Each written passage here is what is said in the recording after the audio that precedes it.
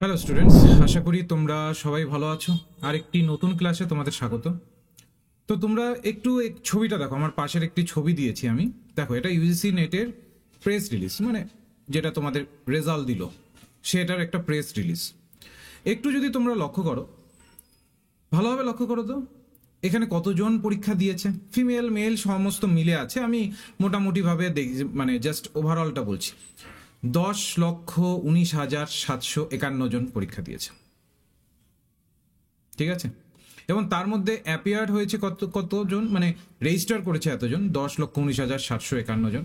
তার মধ্যে অ্যাপিয়ার হয়েছে মানে পরীক্ষায় বসেছে কতজন, 7,52,007 জন। এবং তার মধ্যে জেআরএফ আর অ্যাসিস্ট্যান্ট প্রফেসরে পাশ করেছে কতজন, দেখো 7 লক্ষ। তারপরে জেআরএফ এবং অ্যাসিস্ট্যান্ট প্রফেসরে পাশ করেছে কত, 5,269।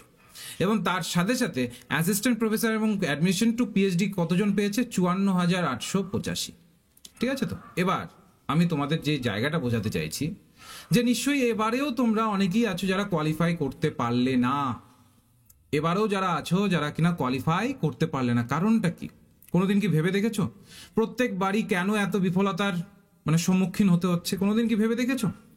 বিষয়গুলোকে যদি একটু ডিপলি ভাবো বা বিষয়গুলোকে যদি একটু ভালোভাবে জানার চেষ্টা করো, তাহলেই বুঝতে পারবে যে অনেকগুলো কারণ আছে, শুধু একটা নয়, অনেক কারণ আছে। এবার অনেকেই তোমরা ভাবছো যে আমার হচ্ছে না, আমি আর পরীক্ষা দেবো না।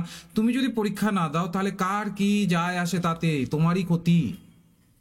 মাথা রাখবে। যেমন অনেকেই দেখছি আমি মেসেজে ফার্স্ট্রেশন তোমরা ব্যক্ত করছো আমাদের হোয়াটসঅ্যাপ মেসেজে, যে স্যার আমি আর কোনোদিন পরীক্ষায় বসবো না, স্যার আমি কোয়ালিফাই করতে পারিনি। এটা দেখো, কোয়ালিফাই করতে পারিনি এই শব্দটা বলা খুব সহজ, কিন্তু কোয়ালিফাই করতে পেরেছি এই বলাটা খুব কঠিন। তো কিছু কিছু কারণ আছে যেগুলো তোমাদের একটু ফোকাস করতে হবে, যেগুলোর জন্য মূলত এবারের আমি এই ভিডিওটি বানাচ্ছি। প্রথমত যেটা কারণ তোমরা সবাই দেখেছো, সিলেবাস হচ্ছে ভালোভাবে না বুঝে কোনো একটা ইউটিউব চ্যানেল, কোনো একটা দাদা বা দিদি বা কোনো একটা জায়গা থেকে জাস্ট খাপছাড়া ভাবে নিয়ে তোমরা মূলত পরীক্ষায় বসে যাও। সিলেবাসকে ভালোভাবে কোনোভাবেই না বুঝে যে কোন পার্টটা ইম্পর্টেন্ট, কোন জায়গাটুকুকে কিভাবে পড়তে হবে, কোনগুলো উদাহরণ সহযোগে মনে রাখতে হবে, কোনগুলো মুখস্থ করতে হবে, কোনগুলোকে একটু স্ট্র্যাটেজিক্যালি মনে রাখতে হবে, আর কোনগুলোকে মূলত সম্পূর্ণটাই কনসেপচুয়ালের বেসিসে মনে রাখতে হবে। এগুলো তোমার একদমই তোমাদের ধারণা থাকে না। এক। দ্বিতীয়ত হচ্ছে টাইম টাইম ম্যানেজমেন্টের সমস্যা, সব থেকে গুরুতর সমস্যা। দেখো, একটা সিলেবাস কমপ্লিট করতে মিনিমাম 7 থেকে 8 মাস বা 6 মাস, তুমি যদি প্রচুর পড়াশোনা করো 6 মাস তো লাগবেই লাগবে তোমার, তবু 7 মাস লেগেই যায় যদি পেপার 1 আর পেপার 2 দুটোকে আমি একসাথে বলি। এবার দেখবে সবসময় আমি একটা কথা বলি, সঠিক সময়ে সঠিক প্রস্তুতি করা উচিত। ধরে নাও এই যে ডিসেম্বরে তোমাদের পরীক্ষা আছে, তার মানে তোমার মোটামুটি ভাবে জুলাই আগস্টের মধ্যে ফুললি প্রিপারেশন একদম ঢুকে যাওয়া উচিত, যদি তোমার ডিসেম্বর টার্গেট থাকে। আর যদি তুমি তোমার 26-এর জুনের টার্গেট আছে, তবুও তোমার প্রিপারেশন শুরু করে দেওয়া উচিত। কারণ ওই যে বললাম, একটা সময় দরকার হয়, তো সেটা যদি তুমি ঠিকঠাকভাবে ওই সময়টাকে যদি না দাও, তাহলে টাইমটা ম্যানেজ করবে কোথা থেকে? তো একটা বড় সমস্যা হচ্ছে, দ্বিতীয়ত তোমাদের টাইম ম্যানেজমেন্টের প্রচুর সমস্যা হয়। তোমরা টাইমটাকে ম্যানেজ করতে পারো না। যে একটা ইউনিটকে ধরে নিচ্ছি, তোমার সাবজেক্ট হচ্ছে Bangla, education, pol science, history, যেটাই হচ্ছে 10টা ইউনিট থাকে। পেপার 1-এ 10টা ইউনিট, পেপার 2-এর 10টা ইউনিট। তাহলে তোমার টার্গেট রাখা উচিত প্রত্যেকটা মাসের প্রেক্ষিতে দুটো করে ইউনিটকে তোমাকে শেষ করা, প্রত্যেকটা মাসের প্রেক্ষিতে। পেপার 1-এর দুটো ইউনিট, পেপার 2-এর দুটো ইউনিট। এটার জন্য প্রপার প্ল্যানিং করতে হবে, প্রপার টাইমকে ম্যানেজ করতে শিখতে হবে, যে কোনটার জন্য কতটা সময় লাগাচ্ছি আমি। এটা কিন্তু খুব ইম্পর্টেন্ট। আরেকটা যেটা বড় ভুল করো তোমরা, সেটা হচ্ছে পেপার 1 আর পেপার 2 এর কোনো প্রকার ভারসাম্য তোমরা বজায় রাখো না। ভাবো যে পেপার 2টা পড়ি, ওটা দিয়ে পেপার 1-এর নম্বর আমি তুলে নেব। মানে পেপার 1-এ তো নেগেটিভ মার্কস নেই, তো একটা সিরিজ দিয়ে দিলাম আর পেপার 2 দিয়েই নম্বরটা তুলবো, তাহলেই হয়ে গেল। এটা সব থেকে ভুল ধারণা। পেপার 1 হচ্ছে আমাদের গেম চেঞ্জার পয়েন্ট।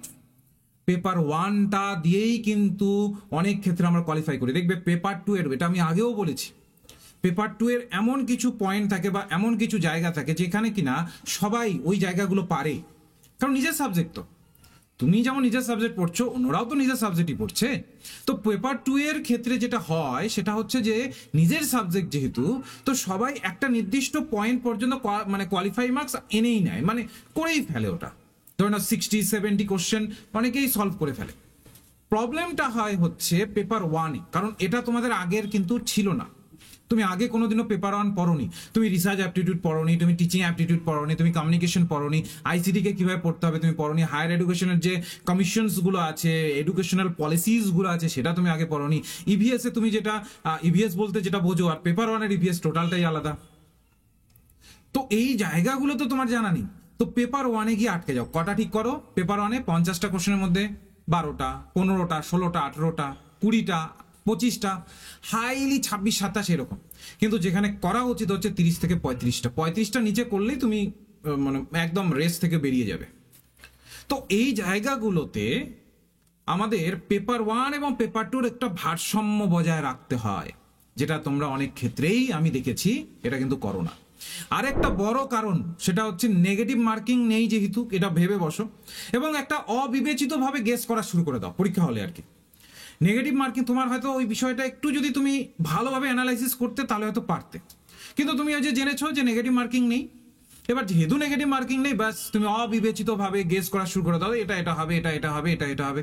এই যে অবিবেচিতভাবে গেস করা, এর ফলে এর যে পার্সেন্টাইলটা তোমার সেটাকে কিন্তু কমিয়ে দেয়। যত বেশি ভুল হবে তত বেশি পার্সেন্টাইল তোমাকে কিন্তু কমিয়ে দেবে। কারণ হচ্ছে নেগেটিভ মার্কিং নেই ঠিকই, কিন্তু পার্সেন্টাইল সিস্টেমের প্রভাব পড়ে। তো তোমরা তো জানোই সবাই, নেট সবসময় পার্সেন্টাইলের ভিত্তিতে করে। এবার পার্সেন্টাইলে পিছিয়ে পড়লে তাহলে স্বাভাবিক ওই যে একটা যে কাট অফ সেটাতে আর তুমি এগোতে পারবে না।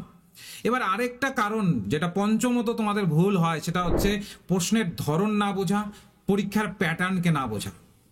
এবার এটার জন্য একজন প্রপার গাইডেন্সের দরকার হয়, যেটা তোমরা সঠিক সময় নাও না।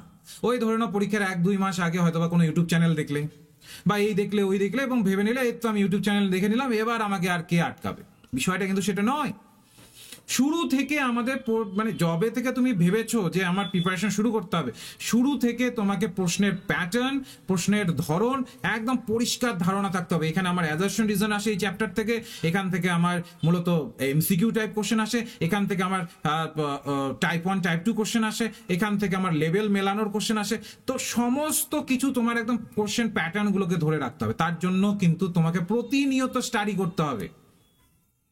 একজনের প্রপার গাইড, সে হতে পারে টিচার, হতে পারে দাদা দিদি, হতে পারে কেউ একজন তোমার সিনিয়র কেউ, তো তারাই একমাত্র তোমাকে এই জায়গাতে সাহায্য করতে পারে। কারণ একার পক্ষে তোমাকে সবকিছুকে একসাথে গুটিয়ে আনা সম্ভব নয়। তুমি মহামানব নও, তো তুমি মানুষ। সেলফ স্টাডি করার সাথে সাথে একটা গাইডেন্স দরকার হয়, না হলে ওই 6 মাসের প্রিপারেশন কবে যে তোমার 3 বছরে চলে যাবে তুমি নিজেও কল্পনা করতে পারবে না। প্রত্যেক বাড়ি দেখবে তোমার যারা বন্ধুরা আছে তারা কোয়ালিফাই করে যাচ্ছে, তুমি করতে পারছো না। এই যে জায়গাগুলো এটাকে মাথায় রাখতে হবে। আরেকটা বড় ভুল করা হচ্ছে স্টাডি মেটেরিয়াল তোমার কাছে সঠিক থাকে না। দেখো, একটা থাকে মাইন্ড ম্যাপিং এর স্টাডি মেটেরিয়াল, ভালোভাবে বুঝবে। একটা থাকে আমাদের মাইন্ড ম্যাপিং এর স্টাডি মেটেরিয়াল, আরেকটা থাকে হচ্ছে ডিটেল স্টাডি মেটেরিয়াল। ডিটেল আর হচ্ছে মাইন্ড ম্যাপিং, এই দুটো কিন্তু করতে হয়। ডিটেল স্টাডি মেটেরিয়াল অবশ্যই পড়তে হবে, ডিটেলসে না হলে তুমি পুরোটাকে ভালোভাবে ধরতে পারবে না। তারপরে তোমাকে কিন্তু যখন পরীক্ষা আসবে মাইন্ড ম্যাপিং করতে হবে। যেমন আমাদের মাইন্ড ম্যাপিং এর ক্লাস করাই আমরা, যারা আমাদের পেইড ব্যাচে পড়েছো বা পড়ছো, যেমন আমরা 2025 থেকে মাইন্ড ম্যাপিং এর ক্লাস শুরু করেছি। তো এটাতে কি হয়, ডিটেল ক্লাস আগে করানো হয়, তারপর পরীক্ষার আগে আমরা মাইন্ড ম্যাপিং করাই, যেন কিনা প্রত্যেকটাকে তোমাদের ধরিয়ে দিতে পারি যে কি কি বিষয় ছিল ওটার মধ্যে। ঠিক আছে? তো এই জায়গাগুলোকে তোমরা কিন্তু তোমরা ভালোভাবে করতে পারো না। ঠিক আছে? এই জায়গাগুলোকে তোমরা কিন্তু ভালোভাবে ধরতে পারো না। আরেকটা মোক্ষম কারণ, সব থেকে বড় ভুল যেটা, দেখো আমি একটা স্ক্রিনশট দিচ্ছি, এই যে একটা স্ক্রিনশট দিচ্ছি আমার এক স্টুডেন্ট, নাম বলছি না, একজন স্টুডেন্টের দিচ্ছি। সে কি বলছে যে অন্যের বন্ধুর কাছে শুনছো যে ধুর পড়ে কি হবে, পড়ে কি হবে, এই নেট পাস করে কি হবে, বা নেট পাস করে আমি জীবনে কি করব। এই যে জায়গাগুলো প্রতিনিয়ত ঘোরাফেরা করছে। তো দেখবে সব সময় মাথায় রাখবে, যারা অনেকেই পাস করেছে বা যারা পাস করার পর সঠিক পথে কিভাবে এগোতে হবে সেটা জানে না, তারা দেখবে এই ধরনের কথা বলে যে নেট পাস করে কি হবে। তোমার যুদ্ধ কি তোমার এই যে তুমি চাকরি পাবে, এটা তো তোমার যুদ্ধ। এই যুদ্ধের জন্য তোমার নেট সেট হচ্ছে তোমার অস্ত্র। এই অস্ত্রই যদি না থাকে, তুমি যদি অস্ত্র ছাড়াই যুদ্ধে দৌড়দৌড়ি শুরু করে দাও, তাহলে তুমি কি হবে, তোমার কি হবে? কিচ্ছু হবে না। তো এই জায়গাগুলোকে কিন্তু মাথায় রাখতে হবে যে তুমি এক্স্যাক্টলি কি করতে চাইছো, কোন ভিত্তিতে করতে চাইছো, এইটাকে কিন্তু মাথায় রাখতে হবে। এর পাশাপাশি দেখো আরেকটা স্ক্রিনশট দিচ্ছি আমি আরেকজন স্টুডেন্টের। দেখো সে আমার ইউটিউবে ফ্রি ক্লাস করেই সে কোয়ালিফাই করেছে, সে স্বীকার করছে স্যার আমি ইউটিউবে ফ্রি ক্লাস করে কোয়ালিফাই করেছি। তার মানে কি, তোমার মেন্টালিটির উপর নির্ভর করবে, তোমার মানসিক দৃঢ়তার উপর নির্ভর করবে তুমি পরীক্ষায় কতটা কি করতে চাও। বুঝতে পারলে তো? তো সবসময় মাথায় রাখবে এই যে পয়েন্টগুলো বললাম এগুলোর উপরে ফোকাস করবে। পেপার 1 রিলেটেড ইউটিউবে আমি গাইডেন্স দিই, আমাদের কোচিংও রয়েছে, আমাদের পড়ানো হয়, খুবই একদম মান্থলি ফিজের সিস্টেমে পড়ানো হয়। যেই সময় তুমি এই ভিডিওটি দেখছো, তুমি যেই সময় দেখছো তুমি জয়েন করতে পারো। ঠিক আছে তো? আমাদের প্রতি মাসে 2 মাস অন্তর অন্তর বা 1 মাস অন্তর অন্তর দেখবে কোনো না কোনো ব্যাচ চালু হয়, নতুন ব্যাচ, সেই ভিত্তিতে জয়েন করতে পারো। আর একটা কথা তোমাদের কাছে আমি রিকোয়েস্ট করব, সেটা হচ্ছে যে মক টেস্টগুলোকে রেগুলার দেবে, যে কোনো মক টেস্ট রেগুলার দেবে। আর একটা কোশ্চেন ব্যাংক হাতে রাখবে। কোশ্চেন ব্যাংক মিনস ধরে নাও যে 10টা ইউনিট আছে, ওই 10টা ইউনিটের রিলেটেড যত কোশ্চেন আছে সেগুলো যেন তোমার হাতে থাকে মোটামুটি ভাবে। এটা পিওয়াইকিউ হতেই হবে এমন কথা নয়, পিওয়াইকিউ তো রাখতেই হবে, পিওয়াইকিউর জন্য অনেক বই পেয়ে যাবে, কিন্তু কিছু কিছু বানানো কোশ্চেন ওগুলোকেও কিন্তু হাতের কাছে রাখতে। ওটা তোমাকে কোনো টিচার যার কাছে পড়ছো বা কোনো বন্ধু বা কেউ, সে হয়তোবা তোমাকে এটাকে উপলব্ধ করিয়ে দিতে পারে। আর আবারও বলবো, পেপার 1 এবং পেপার 2 দুটোকে সমান তালে পড়ো। একটাকে পড়লে আরেকটাকে পড়লে না, গুরুত্ব দিলে না, এই ভুল কিন্তু করতে যাবে না। এই ভুল যারা যারা করেছে তারাই কিন্তু ফেসেছে। লিখে রাখো, তুমিও যদি এই ভুল করো তুমিও ফাঁসবে। এই ভুল কখনো করবে না। ফাঁসা মিনস আমি বলতে চাইছি যে কোয়ালিফাই করতে পারবে। ঠিক আছে তো? তো এটা একটুখানি কিন্তু মাথায় রাখবে। আর যারা আমাদের এই ভিডিওটি নতুন দেখছো বা যারা এই ভিডিওটি দেখছো, অবশ্যই লাইক করে দাও যদি আমার কথাগুলোর সাথে একটু হলেও তুমি রিলেট করতে পারছো। আর সব জায়গাতে, যে কোনো জায়গাতে, যে কোনো ইউটিউব চ্যানেল ফলো করা বন্ধ করো। কয়েকটা গুটি কতক চ্যানেলকে যেখান থেকে রেগুলার আসছে, কিছু না কিছু পাচ্ছ তুমি নেট সেটের জন্য, সেইটাকে সাবস্ক্রাইব করে দাও। সে হতে পারে আমাদের চ্যানেল, হতে পারে অন্যদের চ্যানেল, নেট সেট রিলেটেড। শুধু এসে বক্তব্য নয়, তোমাকে কিছু পড়ানো হচ্ছে, তোমাকে কিছু এফেক্টিভ কিছু দেওয়া হচ্ছে। যেখানেই দেখবে যে এটা তুমি পাচ্ছ, সেখানেই তুমি গিয়ে করেন মানে সেই চ্যানেলে সাবস্ক্রাইব করে নাও, তাদের গ্রুপে যুক্ত হয়ে যাও, তাদের সাথে যুক্ত থাকো। ঠিক আছে তো? আর যেখানেই দেখছো হচ্ছে না কিছু, ওখান থেকে বেরিয়ে যাও, বেরিয়ে গিয়ে নতুন ইউটিউব চ্যানেল খোঁজো। কেন বলছি এটা আমি? কারণটা হচ্ছে যে তুমি যদি সত্যি ইউটিউব থেকেই পড়তে চাও, কারণ ইউটিউবে সবকিছু দেওয়া থাকে না। যিনি ধরে নাও কিছু বললেন, তিনি সবকিছু ইউটিউবে বলেন না, বা যিনি পড়ালেন সবকিছু ইউটিউবে পড়ান না। তার জন্য আলাদাভাবে তোমাকে কিন্তু তার সাথে কন্ট্যাক্ট করতে হয়। দেখবে অনেক ক্ষেত্রে এটা বলা হয়। তো এই ধরনের ট্র্যাপগুলো থেকে একটু বাঁচবে। যেখানে তুমি অ্যাডমিশন নেবে ওখানকার ইউটিউব থেকে শুরু করে সমস্ত কিছু একদম নখদর্পণে রাখো, তারা কি কি তোমাকে কিভাবে পড়াচ্ছে। কারণ প্রত্যেকটা ইনস্টিটিউশন চাইবে যে আমার স্টুডেন্ট কোয়ালিফাই করুক। তো যে ইনস্টিটিউশনের কাছেই পড়ছো না কেন, তাদের সমস্ত কিছুকে ফলো করা শুরু করো। যেভাবে তারা স্ট্র্যাটেজিক্যালি তোমাকে বলছে, যেভাবে করতে বলছে, প্রত্যেকটা ক্লাসে কিভাবে পড়া ধরছে, সমস্তটাকে ওভাবে করার চেষ্টা করো যেভাবে তারা বলছেন। আমার কাছে যখন পড়ছো আমি যেভাবে বলছি সেটাকে ফলো করো, অন্যের কাছে পড়ছো অন্য কিভাবে বলছে সেটাকে ফলো করো, একদম নিখুঁত ভাবে ওটাকে ফলো করো। তারপর দেখো 6 মাস পরে 7 মাস পরে তোমার কতটা ডেভেলপমেন্ট হচ্ছে কি হচ্ছে না তুমি নিজেই বুঝতে পারবে। তুমি নিজেই বুঝতে পারবে।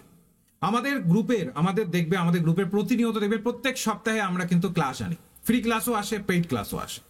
দেখবে ডেসক্রিপশন বক্সে আমি একটা হোয়াটসঅ্যাপের গ্রুপের লিঙ্ক দিয়েছি, ওটা কমিউনিটি লিঙ্ক। অর্থাৎ তুমি যখন যুক্ত হবে তুমি আর অন্য কাউকে দেখতে পারবে না, সবার নাম হাইড, মানে নাম এবং নম্বর হাইড করা থাকে, যেন কিনা ওই ধরনের স্প্যাম মেসেজ কোনো যেন না হয়, তার জন্য হাইড করা থাকে। তো ওখানে যদি যুক্ত হয়ে থাকো, যে এই যে দেখো ডিসেম্বরটা যদি তোমার টার্গেট থাকে, এই যে সামনের ডিসেম্বর, আমি তোমাকে কথা দিচ্ছি এই চ্যানেলের থ্রুতে, এই যে গ্রুপের থ্রুতে তুমি কোয়ালিফাই করবেই করবে, যদি তোমার উপরে বিশ্বাস থাকে আর সঠিক পন্থাকে তোমরা যদি ফলো করো। আমরা যেভাবে আমাদের পেইড ব্যাচে যেভাবে আমরা সঠিক পন্থায় তোমাদেরকে এগিয়ে নিয়ে যাই, সেই সঠিক পন্থাটাকে ফলো করো। আমি বলছি এই যে তুমি যে ভাবছো আমার হবে না, তুমি ডিসেম্বরের পরে ভাববে এই তো আমার হয়ে গেল, মানে নেট সেট কোয়ালিফাই হয়ে গেল। এই জায়গাটাকে মাথায় রেখো। আর ভিডিওটা যদি একটু হলেও তোমার মনে হলো যে না স্যার কিছু এফেক্টিভ কিছু দেওয়ার চেষ্টা করলেন, তাহলে অবশ্যই লাইক করে নাও, যেন এই ধরনের আমরা প্রতিনিয়ত তোমাদেরকে মোটিভেট করতে পারি এবং তার সাথে সাথে আমাদের ক্লাসেসগুলো তোমাদের কাছে অ্যাভেলেবল করতে পারি। অবশ্যই লাইক করে দেবে আর সাবস্ক্রাইব অবশ্যই করবে আর ডেসক্রিপশন বক্সে থাকা গ্রুপে, হোয়াটসঅ্যাপ গ্রুপে অবশ্যই জয়েন করে নেবে। ঠিক আছে, তাহলে আজকে এই পর্যন্তই রইল। নেক্সটে আমি টিচিং অ্যাপটিটিউড, রিসার্চ বা ম্যাথামেটিক্যাল রিজনিং রিলেটেড কিছু আমরা ক্লাস নিয়ে আসবো। আমাদের অ্যাপেও ক্লাস হয়, অ্যাপটাকেও তোমরা ডাউনলোড করবে, ডেসক্রিপশন বক্সে অ্যাপের লিঙ্ক পেয়ে যাবে এবং তার সাথে যুক্ত থাকো। আবারও বলছি, ডিসেম্বর যদি টার্গেট হয় কাইন্ডলি যুক্ত থাকো। তুমি নিজেই এর প্রভাবটাকে অনুভব করতে পারবে। রাখছি তাহলে, ভালো থেকো সবাই।